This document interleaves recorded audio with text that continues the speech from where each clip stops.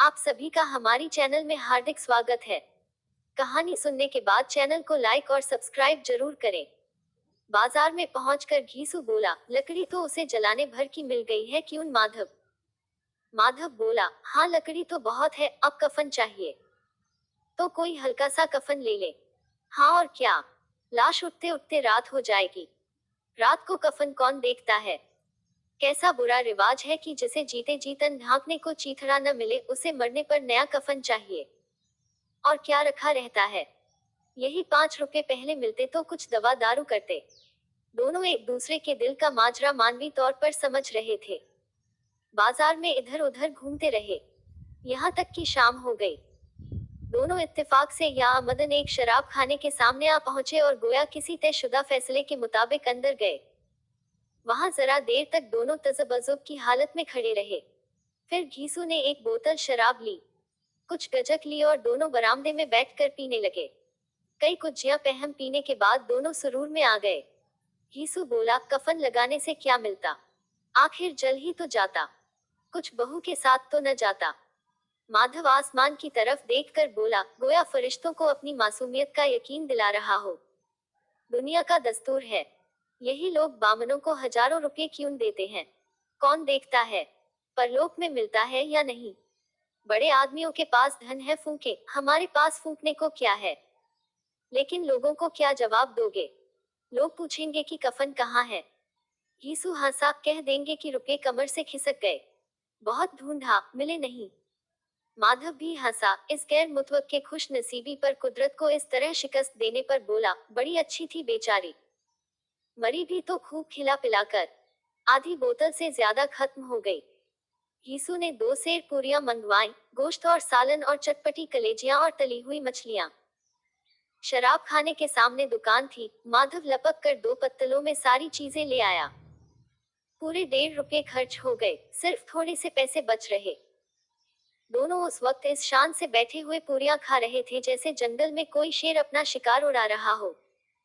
न जवाबदेही का खौफ था, न बदनामी की फिक्र। ज़ोफ़ के इन मराहिल को उन्होंने बहुत पहले तय कर लिया था। यीशु फलसफियाना अंदाज से बोला, हमारी आत्मा प्रसन्न हो रही है तो क्या उसे पुण्य न होगा? माधव ने सरे अकीदत झुकाकर तस्दीक की, जरूर से जरूर होगा। भगवान तुम अंतर्यामी अलीम हो, उसे बैकुंठ ले जाना। हम दोनों हृदय से उसे दुआ दे रहे हैं। आज जो भोजन मिला वो कभी उम्र भर न मिला था। एक लम्हे के बाद माधव के दिल में एक तशवीश पैदा हुई। बोला, क्यों दादा, हम लोग भी तो वहां एक न एक दिन जाएंगे ही।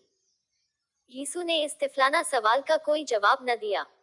माधव की तरफ पुरमलामत अंदाज से देखा। जो वहां हम लोगों से पूछेगी कि तुमने हमें कफन क्यों न दिया, तो क्या कहेंगे? कहेंगे तुम्हारा सर। पूछेगी तो जरूर, तू कैसे जानता है उसे कफन न मिलेगा? मुझे अब गधा समझता है। मैं 60 साल दुनिया में क्या घास खोदता रहा हूँ। उसको कफन मिलेगा और इससे बहुत अच्छा मिलेगा, जो हम देंगे। माधव को यकीन न आया। बोला, कौन देगा? रुपये तो तुमने चट कर दिए। यीशु तेज हो गया, मैं कहता हूँ उसे कफन मिलेगा तो मानता क्यों नहीं? कौन देगा, बताते क्यों नहीं? वही लोग देंगे जिन्होंने अब के दिया।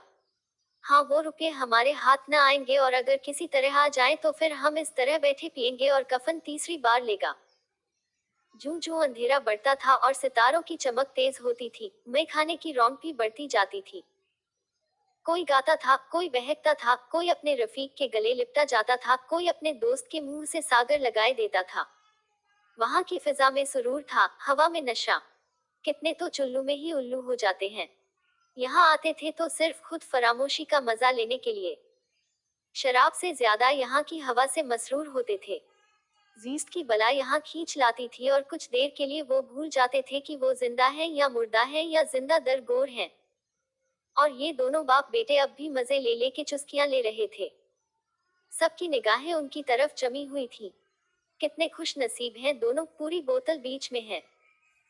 खाने से फारिग होकर माधव ने बची हुई पूरियों का पत्तल उठाकर एक भिखारी को दे दिया, जो खड़ा उनकी तरफ गुरसना निगाहों से देख रहा था और तेनिक के गुरूर और मसरत और बलबले का अपनी जिंदगी में पहली बार एहसास किया।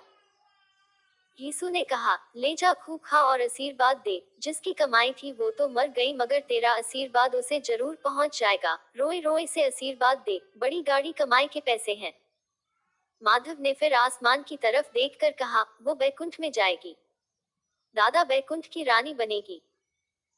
यीशु खड़ा हो गया और जैसे मसरत की लहरों में तैरता हुआ बोला, हाँ बेटा, बैकुंठ में न जाएगी तो क्या ये मोटे मोटे लोग जाएंगे, जो गरीबों को दोनों हाथ से लूटते हैं और अपने पाप के धोने के लिए गंगा में जाते हैं और मंदिरों में जल चढ़ाते हैं। ये खुश इत्तेकादी का रंग भी बदला। तल वो नशे की खासियत है। यास और गम का दौरा हुआ। माधव बोला, मगर दादा, बेचारी ने जिंदगी में बड़ा दुख भोगा। मरी भी कितनी दुख झेल कर। वो अपनी आंखों पर हाथ रखकर रोने लगा। यीशु ने समझाया, क्यों रोता है बेटा? खुश हो कि वो माया जाल से मुक्त हो गई, जंजाल से छूट गई। बड़ी भाग्यवान थी जो इतनी जल्द माया के मोह के बंधन तोड़ दिए।